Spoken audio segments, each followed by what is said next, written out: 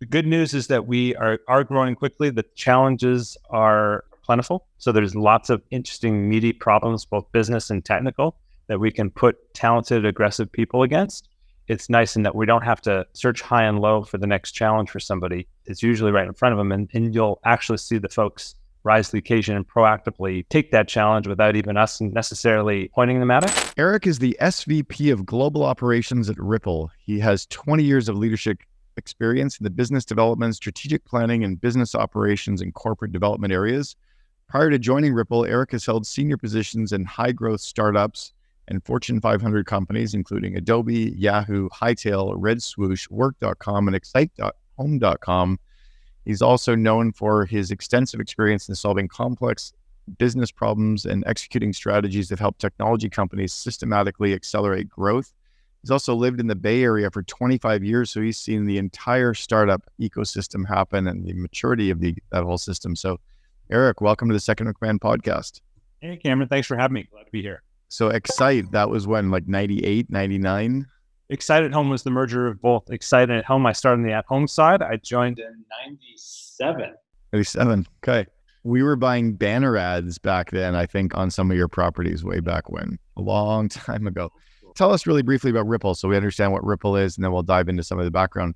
Yeah, Ripple's a fintech company, and we provide a software solution to financial institutions. That could be banks, payment providers, money service businesses, where we leverage blockchain technology to help them send money cross-border far more efficiently than they can using the kind of legacy technology. If you think about a personal experience where you're sending money as sort of a remittance to a friend or colleague overseas, or even a small, medium business up to a large enterprise, sending money cross-border tends to be incredibly difficult, far more so than you realize on the surface. And part of that stems from the fact that we're still using technology that is decades and decades old, really even pre-internet. We've come in with a different approach. We leverage blockchain technology, and our customers are these banks and financial institutions, and we deploy that software. And once they have that, they are able to see far faster, cheaper, and more reliable cross-border payment experiences than they have historically. With Ripple itself, what's the size of your operation in terms of number of employees or where you're operating? Are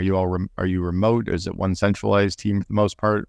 We're based here in our headquarters in San Francisco. We have about 360 and counting people around the world.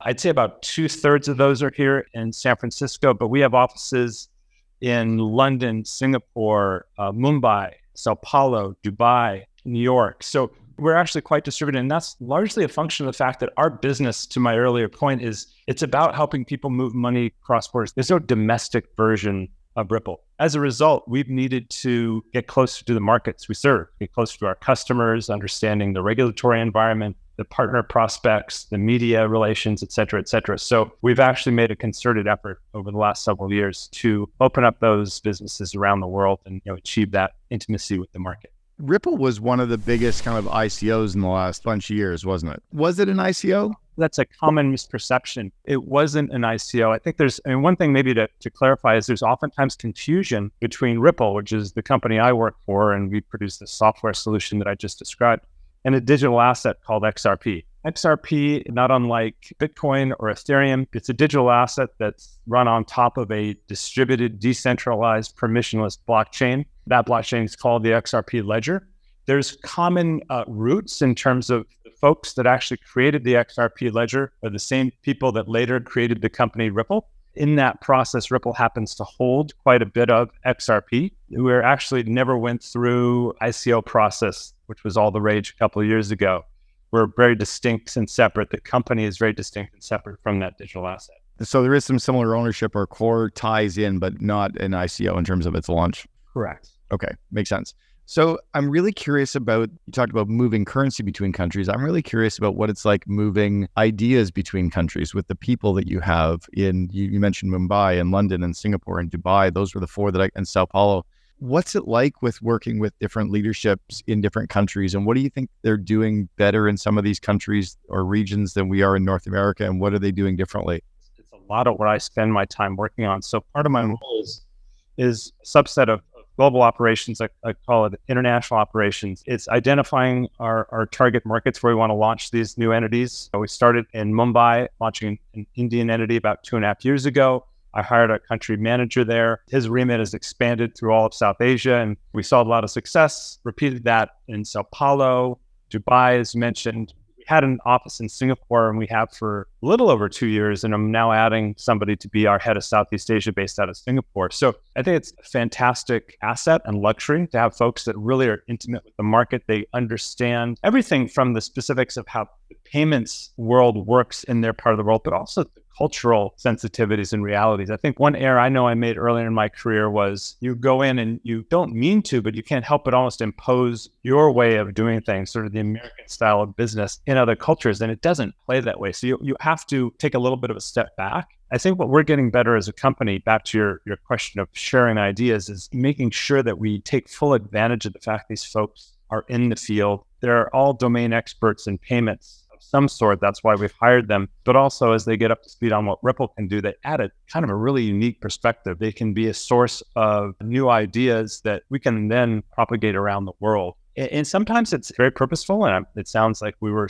brilliant, smart, the strategy works. At other times, you happen to run into things. We're having great success in South America, for example. We targeted that along with many other regions. We sold a few customers. And after being there for a while, we have a large fraction of the payments that are running over RippleNet, which is this global network that we're creating with all these financial institutions. A large fraction are touching Brazil specifically, but South America more generally. And we're learning the pain points associated with moving money in and out of that part of the world are acute. Our solution, while it's effective locally, it's even more pronounced the degree to which we can make an impact in Brazil. And so we're really leaning into that. We're investing more, and we're seeing it as a place where we can try out some new ideas and other product offerings. So when you're moving fast and you have people all around the world, oftentimes your native instinct is to tell, inform, and keep people up to date, try to create a unified culture. It's also so important to listen. Curious, give us some specific examples of how does a leader manage differently in Sao Paulo in Brazil than they would in Mumbai or than they would in Dubai? Or how do they recruit differently? Or how do they solve conflicts differently? What are some things that you've done? Wow, that's really unique. One example I've been to India 4 times working with CEOs over there, and they hire 10 people to solve one problem because they can just hire so many at such a low cost. In Thailand, they would never tell the superior anything wrong. It's all about saving face. And, they almost bow down every time they talk to a superior.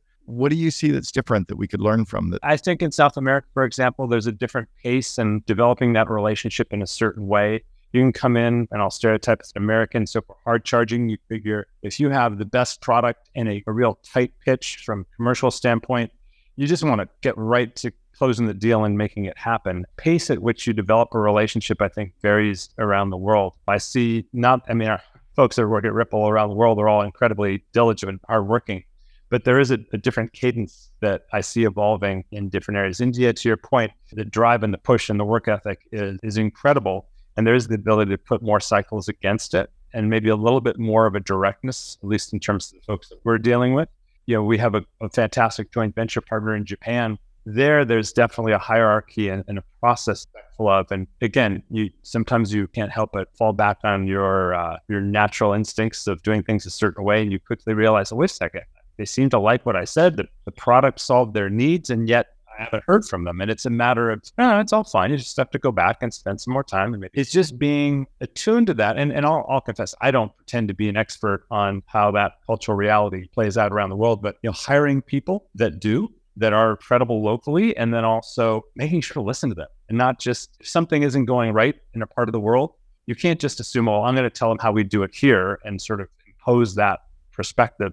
You have to say, wait a second, I hired these folks for a reason. They're infinitely smarter around how business works in that part of the world, and let them do their job. It's a bit of a balance. Do you move people around from countries to country, or is it pretty much hiring people locally in their countries and keeping them and growing within? We're just reaching a point in our company where we're starting to do that. For example, I'll speak personally. Back in January, I put myself on assignment. I moved for 5 months to Singapore. We had a small but growing office in Southeast Asia, and there's so much change happening in payment fintechs in that part of the world.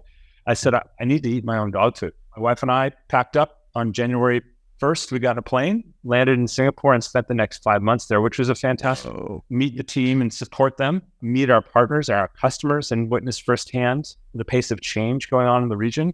we're actually starting to push on that a little bit more. There's another woman who's going to be moving for our headquarters and spending 6 months in another office. Once I got back, I got a renewed, augmented passion around sort of mobility programs. At one level, you say you're a 350 person company. You're just at that stage where you're trying to make sure you keep all plates spinning in the air and not letting them fall. It's a great time to start developing that habit of allowing people to be more mobile. And the benefit of cross-pollinating, I think, is huge. So we're at the cusp of it. When we talk in a year, hopefully I'll be able to tell you a lot.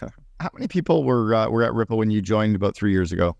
About 120. So I think 120. So you've kind of tripled in terms of the head count. Has revenue been similar? we don't go into specific numbers, but core thing we track is how well we're doing in growing this network, RippleNet. We had a handful, let's say less than 20 production contracts signed with financial institutions when I joined. And we announced earlier this year, we crested 200 production contracts in place.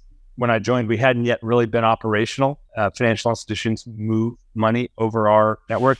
I think I saw the stats recently. There's over $3 billion have been moving over RippleNet aggregate since I've been here. So still a relatively small drop in the bucket when you're talking about global cross-border payments. Yeah, but huge growth to manage. In that growth, I had lunch about a year ago with Clayton Mask, the founder of Infusionsoft. Then I was reading some stuff that Ben Horowitz had written in terms of leadership's ability to scale. And it talked about mid to senior level managers find it's hard for them to go through two doubles in terms of revenue or headcount, and it's tough for them to go through one triple. How have you managed that, and how are you managing and kind of growing people through those transition points? I think we've been somewhat proactive just in terms of really creating a discipline around learning and development.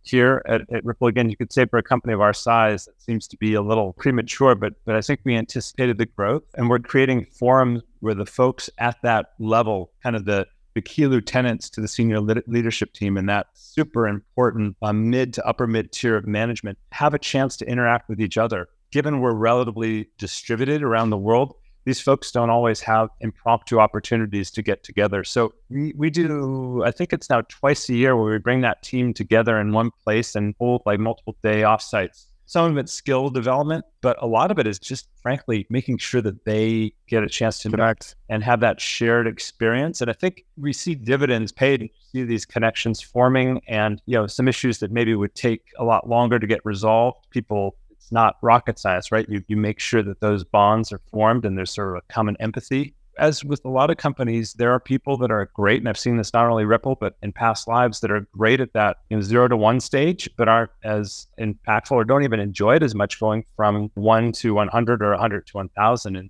I think a lot of those folks self-select and they want to do the next startup or they're employee number 4. And then others really love the journey, right? And they love the growth that comes with it and a new set of challenges, and they're well suited to it. And we find those people, we nurture them, and we're thrilled that they still find Ripple an exciting place to be. Curious on the tech side and women. I mean, it's been tough in the last number of years. Women in the technology sector, they're getting a bigger voice. Today, I saw an article that Forbes just came out with the top 100 innovative thinkers, and one woman on that list of 100, which is, they're going to get decimated in the media for releasing that, which they should. How are women doing in the global markets in leadership? And are they, I mean, India's always had a problem with it. Are they being accepted more? Are they catching up with North America there? What's going on in that side? I think in tech in general, we've done a far less than stellar job of making sure there's the right representation of women and frankly, diversity in general amongst our leadership. And certainly it's a focus of ours here. About a third to 40% of folks at Ripple overall are women. And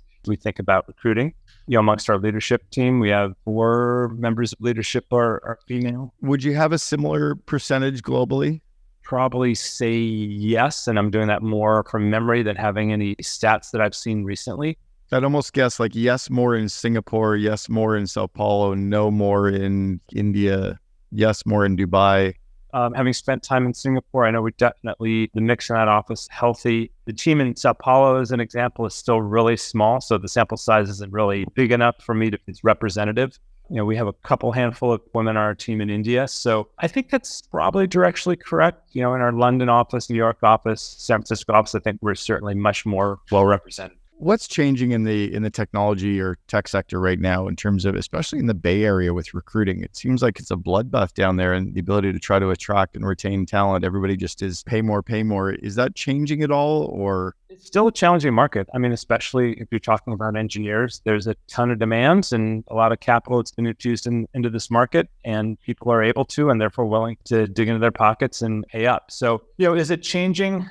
More and more companies are looking for other places beyond Silicon Valley, certainly to locate tech teams. And you see some of that maybe rationalized a little bit, but we're fortunate enough to be in a position where Ripple is in an incredibly interesting industry and an incredibly interesting point of time. We're probably the only enterprise blockchain company that actually has a commercial product that is in production and up and running. We're very focused on a particular use case, and that's this cross-border payments challenge that I think people almost unanimously believe is a real pain point, and we have a solution that addresses it. So we're able to offer some pretty compelling business challenges to employees, and I think as a result, we're seeing great interest in joining Ripple. We've grown 3x since I've been here in a little under 3 years. And even this year, our growth is going to be substantial. That's not to say we don't have a lot of open recs and don't want more people checking us out. There's lots to be done. And I don't see it changing anytime. Yeah, I think you touched on one, which is a lot of companies are looking to open offices outside of the Bay Area finally as well. Like I have a friend who's got a client, or he's a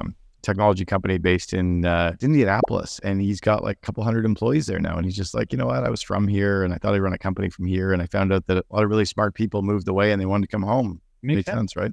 What have you had to do as a company to grow your team? Where do you focus on the soft skills? Where do you guys focus on growing your leadership team and managers? It's being able to engage and identify some of the folks you think are well suited to the next level, and then investing time there wisely. I referenced this real effort on that kind of second tier of leadership, and we've made investments there to really double down, if you will, on growing them. And we have a whole variety of programs, everything informal, like lunch and learns, where people can get smarter on new topics. We have a program where we pay people if they're interested in learning a new skill, be it formally, like take a class, code in another language, et cetera, or simply go to a conference to build their personal network, which obviously is an important aspect, an asset to have as you move forward. I don't know if there's any one particular approach. We obviously love promoting from within. So our space is relatively new. Been here and invested a couple of years to get that sort of domain expertise.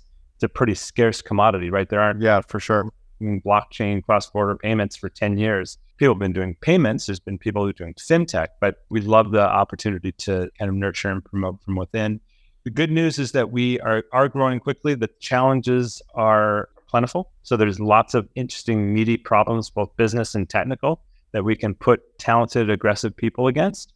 It's nice in that we don't have to search high and low for the next challenge for somebody. It's usually right in front of them, and you'll actually see the folks rise to the occasion and proactively take that challenge without even us necessarily pointing them at it. And we're nothing but supportive when that happens. How about funding? How are you guys funded? We are funded both from sort of the traditional venture route. We've raised a little over $90 million in venture capital. Early days, back in our seed rounds, from some more kind of traditional Valley names like Google Ventures or GV or whatever they're calling themselves these days. Beyond that, we're really proud that some of our early customers, large financial institutions like Standard Chartered or Santander, wanted to participate in our second round of funding. That's really, really exciting, and I think underscores the fact that we're on something and they want to be along for the ride in more than just the capacity of a customer. We, as I mentioned, we do hold a significant amount of this digital asset called XRP, and we will, on occasion, sell some of that into the market. That one generates some incremental funding for us, but it also helps create more liquidity in the whole ecosystem for that digital asset. I won't get into the weeds in terms of how some of our products work, but having liquidity in markets around the world for XRP is a big part of what will make our products over time successful. Serves a dual purpose. What do you focus on day to day? I think there's two core elements. One, I have a business operations team. We're there to try to ensure that the communication and focus, especially across the leadership team, is crisp, and that we don't get easily distracted by all the other things that could happen in our space, in our company. So tactically, we run our weekly leadership staff meeting. We do quarterly business reviews. We hold twice a year, multi-day leadership offsites. It's sort of the cadence of communication to make sure that that team is really in sync, aligned, and staying focused on the things that we've identified as our top priorities. And that's probably especially critical given that we are this international company. Some of our senior leaders are not in San Francisco, and so we don't have as much time to see them in the halls and just catch up. So having a predictable cadence of meetings and communication is really important. Beyond that, that team also, my business operations team, either champions or inherits other sort of cross-functional initiatives that we drive. They don't fit neatly into any one function. Ripple as a company is functionally organized, head of sales, head of marketing, head of engineering, CFO, et cetera, et cetera. So we try to jump in and play that role of just a little bit of utility infielder to make sure that we're giving the right level of senior attention on problems. So I spent a good chunk of my day helping to manage that initiative or that set of initiatives. Beyond that, having a team that is geographically distributed. I'm on the phone a lot, sometimes, early morning on the drive in or late at night on the drive home, just trying to make sure that we are staying in sync as a team, understanding where the opportunities and the issues lie around the world, and trying to figure out where best we can double down our attention and investment to take advantage of that. And that could range from issues related to customers, could be obviously moving money around the world is highly regulated. So we work with regulators around the world and make sure we're compliant and they understand what we're doing. So it's really kind of a broad array of topics, and depending on the day, can vary quite a bit. Greatly. What makes a really good business area review meeting? As I said, we do QBRs every quarter. I think that they're part just, hey, it's not a super complicated formula. So what each senior leader is asked to do is, what did you promise you were going to do in the prior quarter? What did you do? How did you do against your stated OKRs, so to speak? What did you learn as a result, both positive lessons and tough lessons? And therefore, what are you going to do next quarter? We also make sure to have conversation about how the team is doing, who are the stars, are there any challenges, are there any cultural things we need to fix? So those are kind of meant to be, or that sequence of questions is meant to really tee up conversations. I think the real compelling, meaningful, impactful quarterly business reviews are ones where you're not just rotely going through a set of facts and figures, people's eyes kind of glaze over, but it's where you're having real authentic conversations about both opportunities and things you want to lead into, but also challenges, and being intellectually honest about what's going on, realizing we're all probably facing similar things in our different slices of the company, and trying to get the collective wisdom, if you will, of the team around the table to see how we can do better going forward. Do business areas challenge each other at those meetings, or is it more leadership challenging each business area in front of the rest? The meetings that we have, those quarterly business reviews, are just among leadership. We will invite kind of guest speakers in if we're deep diving on a particular topic. But one of the things we want to ensure is we can have real candid conversations amongst the leadership team without necessarily creating any other byproduct turbulence. I think it's challenging each other, right? And not in a accusatory or trying to make somebody feel inadequate way. It's, hey, we're all really on the same team. As my boss, our CEO, says, at the end of the day, we all wear the same jersey, right? I mean, it's not as if somebody wins, somebody loses. It doesn't mean we're all winning. It's really trying to instill the sense of alignment and, not being afraid to say, hey, I tried this and it failed. Here's how I'm going to do something differently next quarter, but also then getting hopefully some real authentic and direct feedback from your colleagues. We don't realize it, but we all have blind spots we don't see, and having somebody else who might be able to point that out to you is great. Feedback is a gift. Being able to embrace it's really important. How do you get all your business areas to work together as a team versus, the silos forming? I think we do a better than average job of it, given that I've been around the Valley for a while. I've seen a lot of different approaches. But I won't say it's perfect, right? I think we have to constantly be diligent looking for the emergence of silos, especially when you're growing so quickly and there's a lot of pressure every quarter to hit those objectives. We're actually having a conversation almost real time about how to set up our objectives as we look to 2020 in a way that ensures we're not pitting one against the other, right? One function, one department against the other. And obviously you never do that intentionally. And I think it's just a matter of being willing to call it out. Been around areas or companies, oftentimes when you're public, that you have to hit the quarterly number at all costs. Part of the benefit of being private is you can say, wait a second, I know this was the number we were supposed to hit, but we hit it. It's a little bit of, sure, we can jam something through and hit a sales number or hit a deployment number or whatever the metric in question might be. But is that really setting us up for sustainable, meaningful growth going forward? We're all mature leaders, and we can say, if we don't hit this target this quarter, we're not thrilled about it, but we're doing it for a reason, which is that it's going to give us a higher probability of winning. Being willing to have those conversations, not being too embarrassed to say, hey, I'm not going to be able to deliver what I said. I'm going to deliver this quarter, but here's the plan to make it better. And I think best for us as a company if we stay on that track. I think that willingness helps to prevent a situation where you're just going to do something regardless if it's truly the best long-term decision, which oftentimes can create tension, obviously, between two departments. How did you select Ripple? How did you get involved with them? I've been in tech for a long time, always on the business side. I've been in tech for well over 20 years, and I knew nothing about cross-border payment. The initial awareness of Ripple really comes from the guy who's currently our CEO, a guy named Brad Garlinghouse. And Brad and I had worked together in companies over the past 15 years on and off. So he and I had a strong relationship. And he was here at Ripple for a couple of years and was transitioning from being the company's COO to becoming the CEO. And he gave me a call and said, hey, Eric, as a result of this transition, I'm going to have to spend my time and days and hours focused on a different set of things. And I need somebody who can help me make sure that as we scale, somebody's making sure the trains are running on time and thinking about how we scale efficiently. And at first I was like, yeah, but I don't know anything about cross-border payment, et cetera, et cetera. But I've been following the space. Obviously, blockchain wasn't quite off the charts in terms of awareness and hype, but for something truly special happening with this technology. And having known Brad from past lives, I'd followed Ripple, and that was the initial touch point. It's hard enough for me. I've owned a lot of Ethereum over the years and Bitcoin for the last 5 or 6 years. You went through the massive upswing with XRP and then the complete decimation of the entire industry. And they're coming back again. But how did you manage people and their emotions and their psyche through that? Even though you're not the same company, but there's like that, you're holding a lot of that digital asset. How did you manage people through that? And it's absolutely a fair point. It was pretty crazy 2+ years ago as the prices of digital assets were going through the roof. We stay focused on our mission, which is solving this cross-border payments use case. Certainly, the value of XRP is an important factor for us. We're a big champion of the digital asset.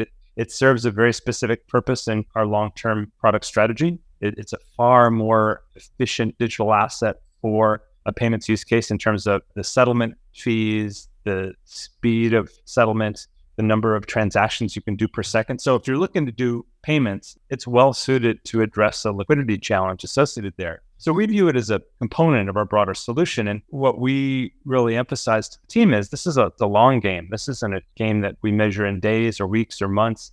It's really a matter of years. Just as a point of comparison, when I started at Ripple, the price of XRP was well under a penny. Now it's somewhere between 25, 27 cents. Relatively speaking, oh my God, it's gone up a ton. Now, compared to where it was in mid 2017, it's come down a lot, but it's all a matter of perspective. It's about looking at the long game, and we measure our success not on the price of XRP, but on how much value we're delivering to these financial institutions. That's largely a function of, are they using our technology to move money around the world? And that curve is going up into the right really nicely. So that's what really gives us a lot of energy. And if you were to look back at your career of the last 20 odd years, where do you think you've really focused your growth in terms of being a leader or a second in command? I think I've prided myself in being a bit of a generalist, which doesn't always seem intuitive or like the best path, but I've always invested the time to really understand all aspects of the business and be able to look at a problem from different angles. And as a result, as I engage with my peers or with the CEO, I can often bring a slightly different or nuanced perspective to a conversation. And so I've sort of made a concerted effort to invest the time to do that. And I think it's paid off well for me. I may not be the deepest when it comes to marketing strategy or funding strategies, et cetera, but I can kind of see the whole picture. And I think some of that is just something I try to do often is also being a good listener, engaging people around the company, being really responsive and hopefully present so that you hear certain things and you sense patterns. Way back when, before tech, I was a consultant, and a lot of that was just about looking for patterns, making sure that you're being diligent around what's going on and not minimize blind spots so that you can bring that perspective to the table. So, I think it served me well. The good thing is you never stop learning. It's not something that you say, great, I'm done, there's always new challenges. I love Ray Kroc from McDonald's quote. He said, when you're green, you're growing. When you're ripe, you're rotting. So, or it better not be done. So if you were to lean back to, you just graduating college, just starting out in your business career, what word of advice would you give yourself that now you know to be true, but you wish you'd known back then? I think enjoy the journey. Back then, I probably thought everything had to be so scripted. And the reality is, and maybe it's somewhat a function of being in this part of the world in Silicon Valley and tech, part of the fun is just you don't know what's going to happen next. And I think early in my career, I probably was resistant to that, trying to force it and trying to predetermine outcomes. And I think some of the best experiences has been going into things where you really weren't sure exactly how it was going to turn out. Not that you were just rolling the dice and didn't care. Even as I look entering here at Ripple, again, I'm not a payments expert per se. What the hell are you doing? Like, there's a lot of people who've been doing payments for 20 years and blah, blah. I understand how to help scale tech companies in an efficient way and a lot interesting growth opportunities. And that's a skill that you can apply to different areas. And it's great learning from other people, and you add another dimension to hopefully what you bring to the next venture. So I guess just enjoy the journey and don't try to get too hung up on what's supposed to be happening or what path you're supposed to be. Enjoy the ride. Yeah, exactly. Eric van Miltenburg, the SVP for Global Operations for Ripple. Thanks very much for joining us today on the Second in Command podcast. I make time for them. Simple as that. I think we have to make ourselves more accessible, because we're not seeing each other in the office. I'm not passing you in the hallway. It does take more energy. It does take more discipline, but it makes such a huge impact. That investment of time is very, very important.